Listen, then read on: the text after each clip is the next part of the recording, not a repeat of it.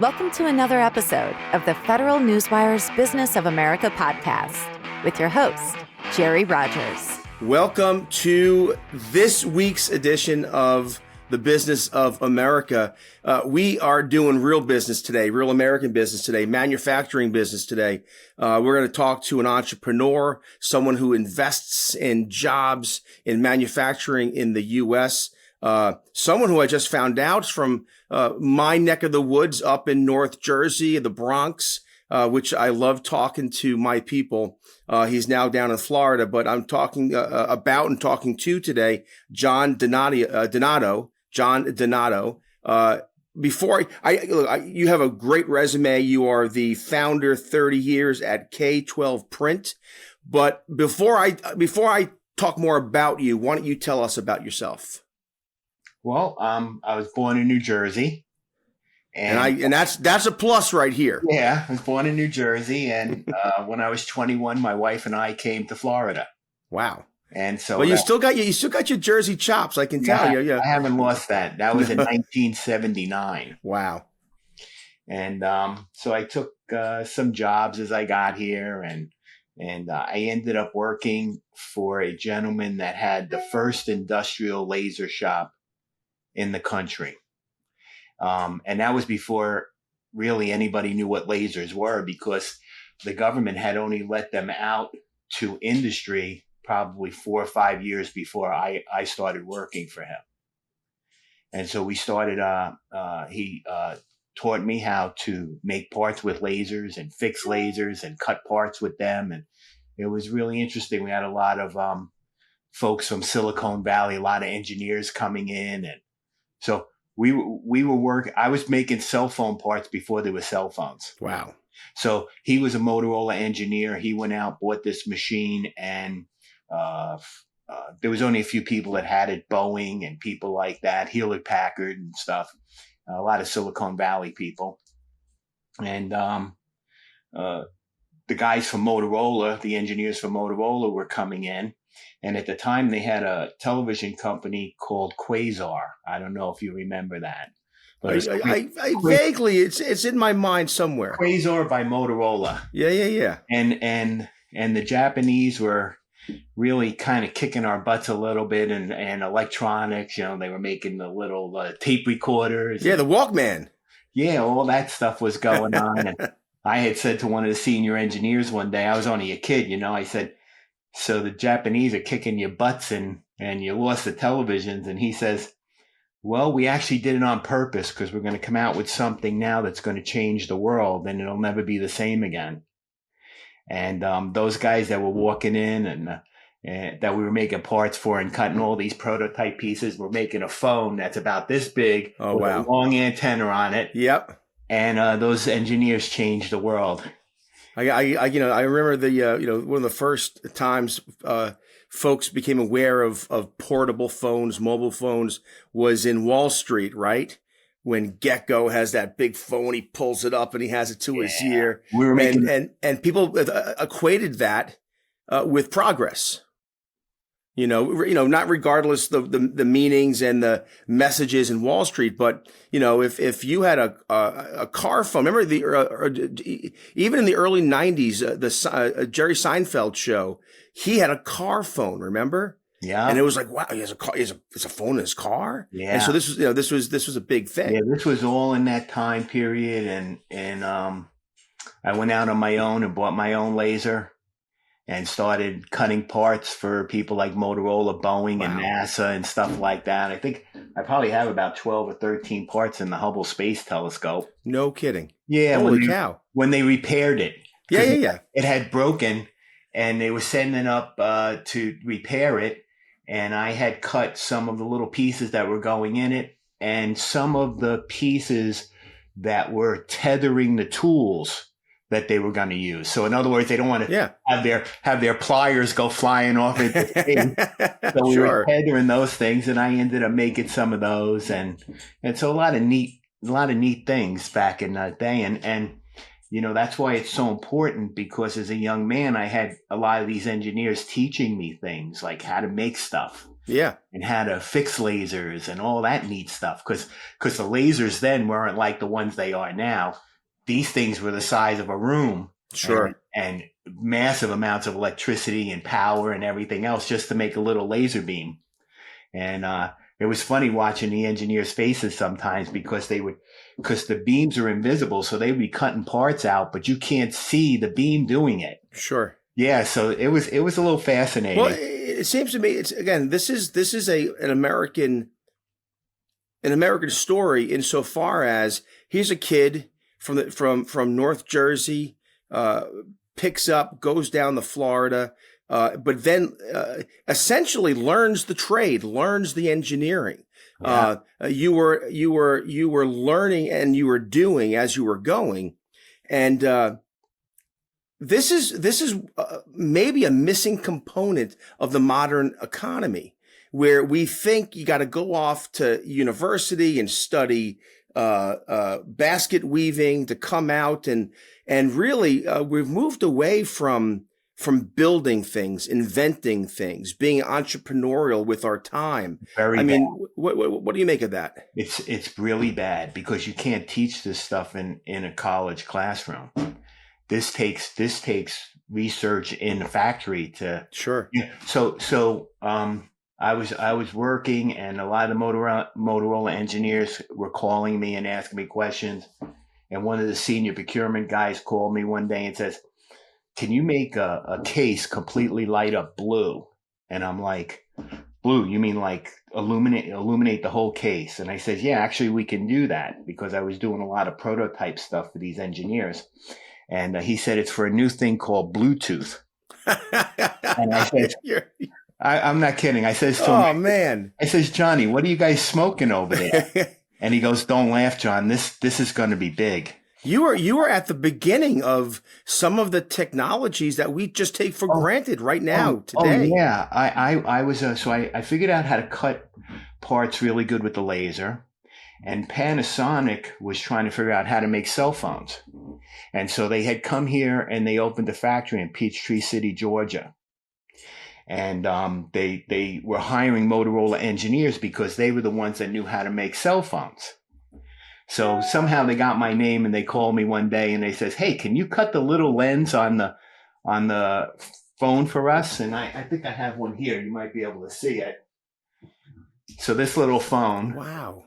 Okay. Sure. I had that phone. Yeah. Well, they were asking me about making this lens here. Sure. Okay. And so I said, "Yes, I can cut that without burning it because, it can't be burned on the end and stuff with my laser." So, I don't know, about 2 hours later, they called me back and they said, "Hey, can you print them also?" And, I said, "Sure," because I knew somebody that could do it. Yeah. And actually, lucky enough, the gentleman was in Boca Raton, because a lot of people don't realize that a lot of stuff was made here in South Florida. A lot of things. Like the PC was developed right over here on Congress, right here in Boca Raton. That's where it started from. Yeah. Gates used to come and sit in the IBM building over here and work. Yeah. I heard the next president has a place down there somewhere as well. He does, right up the road. We know exactly where he is. Yeah, it's wonderful. So how did so anyway? So let me get back. Because Panasonic asked me, and the gentleman that was making them was scratching the lenses a little bit.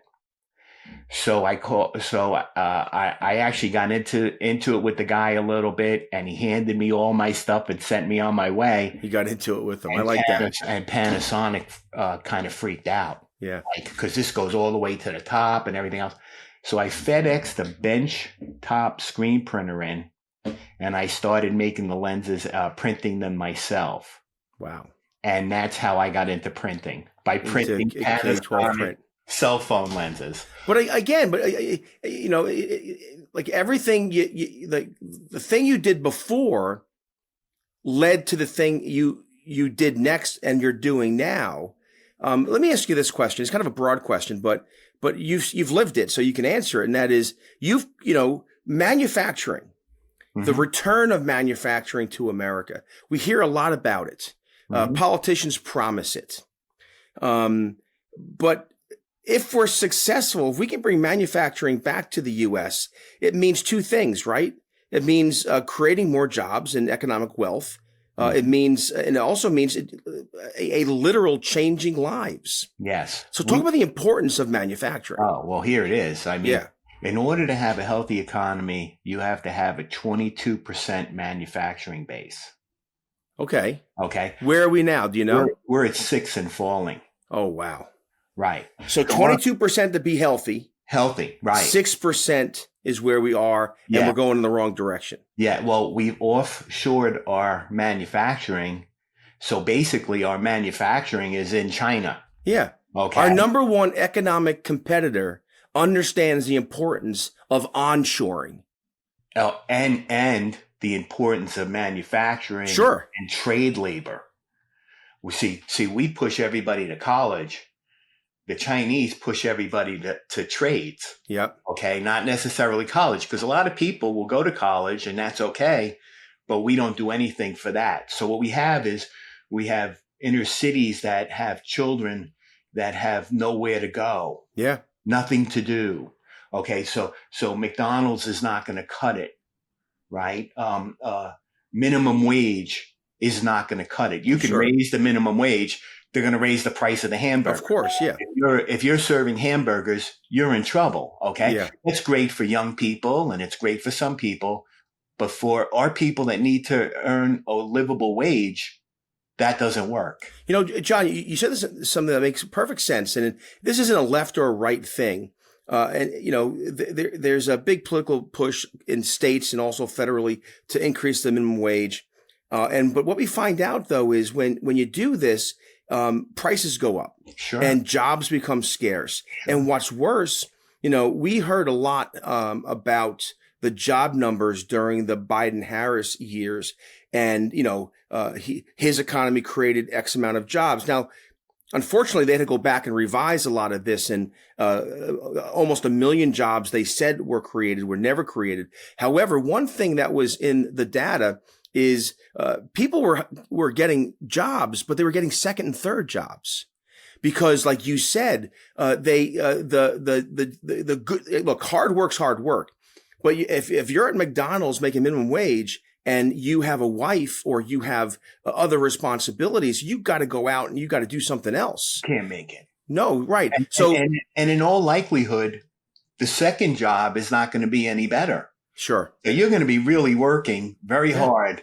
And or you're getting jobs off the books and getting paid under the table, which that's a huge problem. Exactly right. So, but how do we begin to bring manufacturing jobs back? We're not going to solve that problem. But give us some insights. Okay, so let's talk about the tariffs. Okay. So a lot of people. So tariffs. So tariffs are controversial. Trump is more pro-tariff than the free traders, but they're not. Okay. Tell me why not. I don't even think the president thinks about it the same way I do. Okay. So here we have a tariff. So a television. We want to manufacture televisions here. Okay. It's probably going to cost another $100 or more for that television. If you the labor cost and this sort of thing. Of course. And we got to make sure that the environment's kept safe, all those things that come along with manufacturing here. But here's what we have going on. We have your tax dollars being taken from you so that we can then provide food stamps and welfare and Section 8 and all this stuff for folks that are struggling, which is legitimate. Okay. Sure. So suppose we paid another $100 for the television, but we weren't being taxed on the other side for people to be not as productive as they could be. In other words, how important would it be for somebody to go to work? How valuable is this when someone goes to work every day? They have something to do. Sure. They have something to make. Somebody's counting on them. You can't underestimate how valuable that is. Yeah, to self-worth, but also to the community, but also to the economic wealth. Yesterday I do a radio show as well, and on my radio show yesterday I was talking about how Americans without skill or without education, very similar to new immigrants. We hear about how new immigrants and workers drive the economy. However, you made a brilliant point just now that we overlook, and sometimes the politicians don't tell us, the sin of omission. Well, if you're working in a low-end job, okay, you're working, but you're getting food stamps, but you're getting Section 8 housing, but you're on Medicaid. You might be on other kind of cash assistance. Right. And again, I agree with you. I'm a supporter of SNAP because it's meant when you're having a hard time, when like for construction workers, when they're out of work for a while, this is a way to maintain themselves without losing everything. So the safety net's important, but when it becomes a lifestyle, when it becomes part of what you count on, then it's a net loss to the economy. Well, and there's no way out. So how do you expect a young person in some neighborhoods, right, to actually work their way out if they're not college, they're just people that make a table or they do stuff like that. How would we expect them to? We really do have to get in and start making things and helping these inner city kids. It's funny. I grew up. I said this before you came on the show. I'm from the Bronx. I grew up in the Bronx, and I didn't grow up in Riverdale. I grew up in down by Yankee Stadium, Bronx. So when I was a kid, it was always about, hey, they got out. Oh, the Smiths, they're getting out. Hey, we're trying to. Everything was get out, get out. But one thing I noticed even as a kid was, the folks who were building things, the machinists, the plumbers, these sorts. My father went and worked for the New York City Transit Authority and built New York City. Yeah, built the subways. New York City bus driver. Yeah, well, there you go. I mean, so those were the type of folks who were able to kind of get out and create a better life for their sons and daughters, like my dad did for our family. But you're right. There seems to be this kind of circular cycle now where we're just spinning and we're not building. Well, they're doing it on purpose. They are. They're doing it on purpose. They keep people dependent on the government and they buy votes. Right. It's hard. It's true. Just look, right. We have 5 generals that have come out against Donald Trump. Yeah, right. And you're sitting there going, well, wait a minute. He's pro-military. He's pro-peace. He wants it. You know what I mean? And yet they come after him. Right. So you have to say to yourself, why? Okay. And you know why? Because there's money in war, and these guys are on all the boards. And you know what? And there's money in the welfare industry as well. I mean, the bureaucrats and the nonprofits and the inner city disruptors. So how do you? It's just an example on how these folks in the government, many times, maybe both sides of the aisle. Okay. Yeah.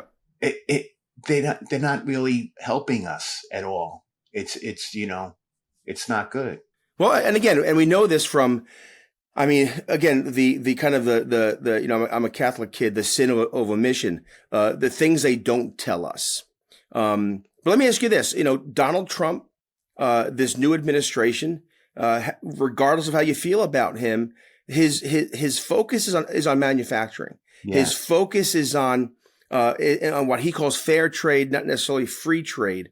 I remember, again, I'm old enough to remember when back in the 90s, we negotiated with China most favored nation status. Mm-hmm. And I was working at a think tank at the time. And I thought, this is crazy. Why are we giving our economic rival and our potential military rival, why are we giving them special status, economic status, so they build their economy? And at the time, all the men and women who were smarter than me said, well, because this will liberalize China, this will bring freedom, and 20 years from now, you'll see. And it has. Oh, okay, but I mean, the Chinese people are different. I get things from them or buy things from them. If you go online, you talk to them and everything else. These are just hardworking people. Well, yeah, the Chinese people, of course. I don't know why we're all. It's so bad. But the Chinese government is different than the Chinese people, right?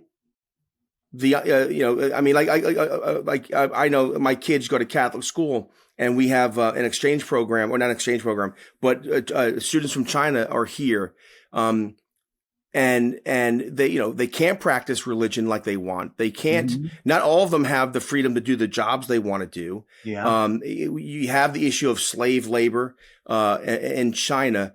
So my point is that we've allowed China to thrive in a way at the expense of the American worker. Uh-huh. And Donald Trump wants to shift that. That's right. Yeah. Do you think he'll be able to? I mean, as a businessman, as an entrepreneur, as someone who knows manufacturing, do you think Donald Trump, he's not going to be able to do it, fix everything in 4 years or 2 years, but will he be able to set America on a different path? I hope so, because we have to. We have to start making things. We have to have that part of our economy back. How was manufacturing first four? I think what they're doing is even with Mexico, they tried that NAFTA. Yes. Okay. But I think now they're kind of taking over Mexico by acquisition. Yep. You know what I mean? They're just kind of doing more business back and forth, and they're opening factories and stuff like that. When Trump was in it the first time, in office the first time, did he have some success in your view? Did he have some success in bringing jobs and companies, factories back to the States? I don't think he did a lot of it. Okay. Right? Because it wasn't, I don't think it was right in their face like it is now. Yeah. It's bad now because they're having problems with the Chinese. The Chinese are building more nukes and building more, military and Navy and everything else. Building islands in the. They're kind of getting hit in the face with it. But you know what the Chinese do that's different than us? You know what they're doing in South America, right? They build infrastructure for the countries there. Yeah. They're building bridges and they're building. Well, you know what? The U.S. used to do that.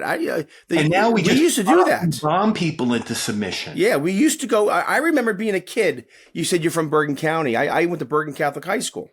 And I remember one of my teachers, Brother Stanicki, telling me one time about how American capitalism is in Peru, or name the South American country, and how damaging this was to the local culture. And I would raise my hand in class and say, but brother, aren't they building water stations and the people have clean water for the first time? But brother, aren't they building roads? And brother Stanicki, don't they now have, they're building homes, and aren't the people working now? And so, I do think part of this is somewhere along the way, America kind of lost a sense of itself. America is a great nation. We've done great things. Yeah, we've done things that are bad, but American style free enterprise has lifted more people out of poverty than any other philosophy or any other movement in human history. Great. And we don't have the confidence that we used to have. Does that play into our problem with manufacturing? We have, my personal opinion is we have too many lawyers running the country. Not enough tradesmen. Well, no lawyers here. You and I, there's no lawyers sitting here. Think about that. That's all they do. They want to sit there and go back and forth and fight with each other. Well, they're not building anything. We're going to investigate this one. We're going to investigate. Look what we did. Look at what happened here. You had this Russia collusion hoax, which is what it was. Never for a second did we believe that Donald Trump was some kind of Russian spy. He may be a lot of things, okay? But he's definitely not a Russian asset. And the special prosecutor's office, we found that later. They knew it was a hoax. In the first 2 weeks of the investigation, they knew it was a hoax. For years, these people pulled us through all of this junk while our children suffered in inner cities. Yeah. And they did nothing for them. These people have a lot to answer for. They have a lot to answer for. If you know something in Palm Beach County, there's approximately 9,600 homeless children. Wow. In this county. They're on the outskirts of the county, and they're living in cars and vans and stuff like that with their families because they're broke. They have nowhere else to go. And they don't send their children to school because if the school finds out that they're homeless, they'll take the children from throw them to the parents. system. Yeah. And the parents are deathly afraid of losing their children, although they've ran on hard times and they're broke. Yeah. So again, we're not going to solve it on this program, and Trump's not going to solve it in 2 years or 4 years. But I'm a despairing optimist. I believe that things are bad. I agree with you. But we have to believe. We have to have some kind of hope. Scripture says, Hebrews chapter 11, verse 1 says, faith is being sure of what I hope for and certain of what I do not see. I have to have some hope that we're going to turn things around, that we're going to do things better. Are we going to begin making things again? Are we going? Remember the old from Jersey? Remember the Trenton, New Jersey? Trenton makes and the world takes. Right? Yeah. Are we going to get back to that where America is making things? You know where I believe it went wrong? When we took God out of the classroom, because we didn't teach our children that there's somebody that we have to answer to. There's somebody more important than us, right? That the world doesn't revolve around John DiDonato. Okay, it doesn't. As much as I would like it to, it don't. No, yeah. Okay, and when a man knows that he can't behave like that, so when someone's up there openly lying that the president's this or a traitor or whatever it is, whatever they're all doing, okay, they know they're doing it. And I just think because they don't have anyone to answer to anymore and the world revolves around them, look at the mess we got. Yeah. You make a good point there too, because, I'm down here in the DC metro area. I do a radio show in Baltimore. The Baltimore public school system graduates students who cannot read, they cannot write, and they cannot do math. Yeah. And they have a violence epidemic in the public schools. So you don't know if you send your son or daughter to school, if they're going to come home alive or not. And there was recently a case where a young man, 16, went out to a Popeyes or a McDonald's to have lunch, and they're not supposed to go off campus. While he was off campus, drive-by shooting, he was murdered. And they asked the principal, Edmondson West High School. I think it was Edmondson West High School. They asked the principal, why was he off campus? And the principal's response was so cavalier. It was, well, we can't keep him here. In other words, there is no discipline. There is no accountability. The kids can get up and go as they please. So and again, worst case scenario in Baltimore, that kid ends up dead on the street. But to your point, though, if you're not accountable to your teacher, if you're not accountable to your parents, if your parents aren't accountable to their place of business or their house of worship or whatever it might be, when there's a breakdown of accountability, there's a breakdown in community, and therefore there's a breakdown in the economy. They're living in a place where most likely from their friends and the environment, they're not learning much good just from life itself.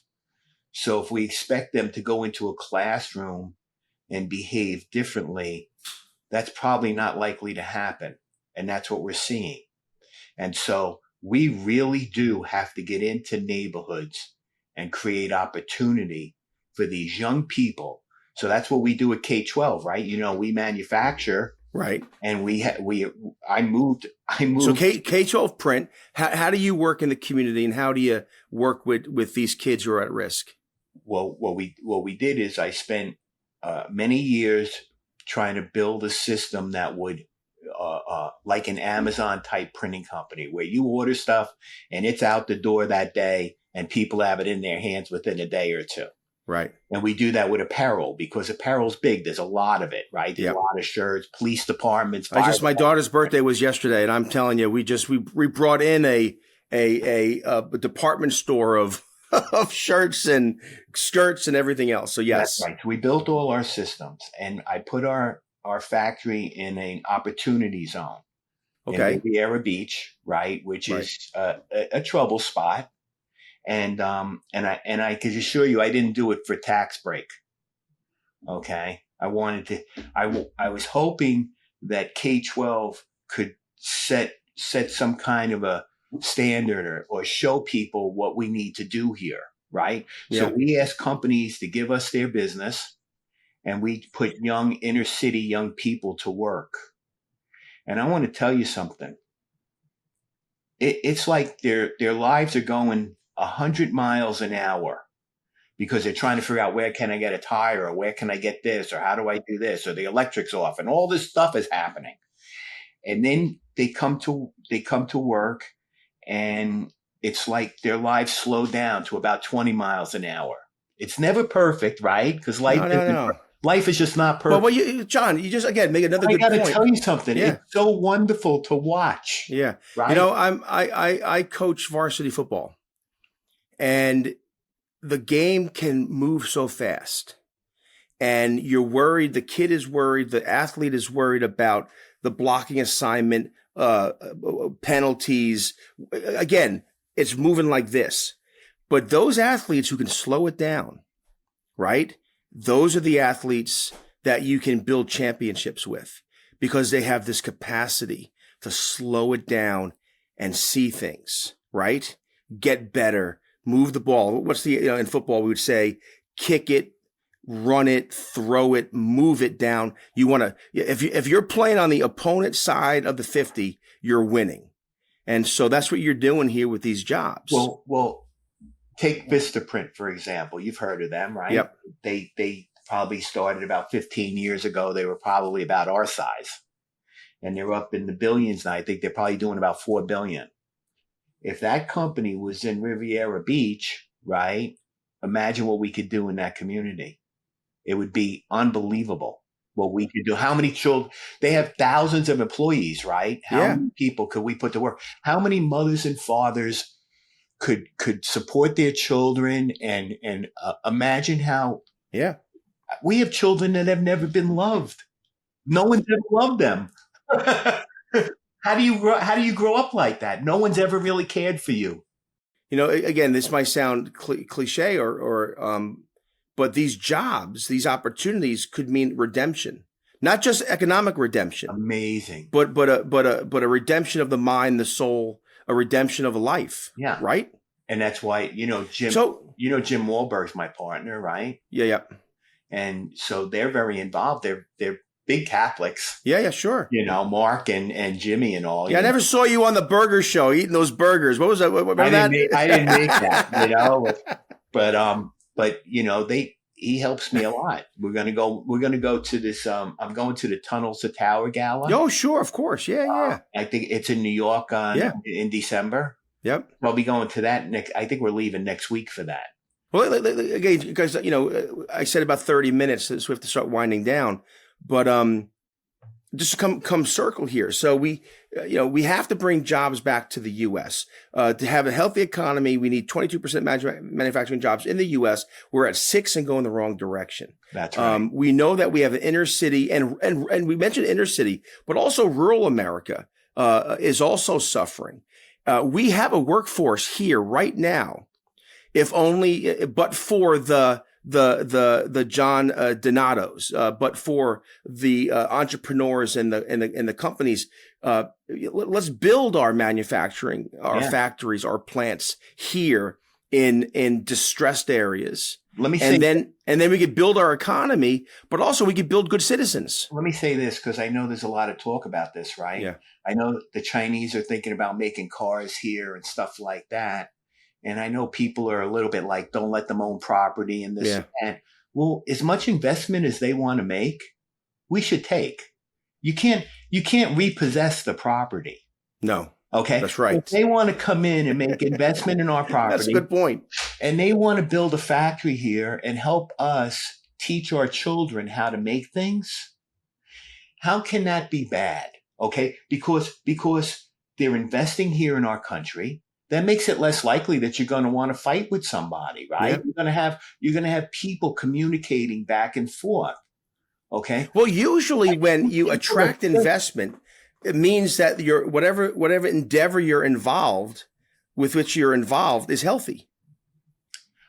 That's right. So I just want people to understand, if anyone's listening, that that may I not, hope someone's listening. Otherwise, what are we doing? that may not be such a bad thing. Yeah. Okay. Then, and we want to work towards, peace with all countries, and fair trade can do that. And our people talking with their people is not a bad thing, because the alternative is something that we can't even think about. Well, listen, you gave us a lot to think about in terms of a healthy economy needs a healthy manufacturing base. Our inner cities, our rural communities, these folks are in these cycles of dependency. We need to give them jobs, which is hope. Again, I remember a story Chuck Colson told in a book called The Good Life, where he brought his car in to get the tires rotated. And he just watched the guy do it. And the mechanic who did this admired his work when it was done. And Chuck Colson said that it's not the type of work that you do, but it's the value that it gives you. The importance of a job well done does much for your character and for your soul. And ultimately, though, right, there's a trickle down effect where it also helps the economy and helps the nation. So I wish you good luck. So I'll just say this one last thing. Go ahead. When my first job was working at a gas station, I begged the guy for the job every day because my mother wouldn't let me sit home without a job. We weren't. Yes, I know. I have one of those too. And I want to say that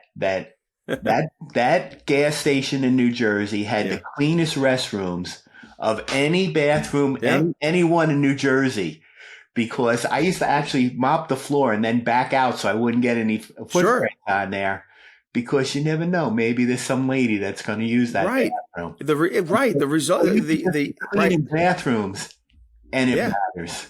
Yeah, again, I already quote a scripture. There's another scripture that says, whatever you do, do it all for the glory of God. It doesn't make a difference if you're cleaning bathrooms, Amen, changing tires, or if you're the president of the United States. Anyway, John, I had a lot of friends in Bergen Catholic too. You did? Well, all the good guys, right? Yeah, that was probably when I graduated. That was at 77, so it was a while. A little ahead of me. I mean, a little before my time, but we should do this. We should do this again. Thank you. Talk about maybe when Trump's in there for a couple, 3-4 months, let's you and I get back together on the program and do an evaluation. Anyone listening that can use my help in manufacturing, I would be more than happy to help anybody and help move these kids forward. All right, we'll make sure when we post a podcast to get some contact information to so folks can reach out. But John, I appreciate this. God bless you. God bless you too, man. And look, you are another great episode of the Business of America. We're talking to and focused on the men and women in the arena doing good things, the doers, and John's certainly one of those guys. So God bless you. 12 someday. We'll see you. Yes, we'll see you next week.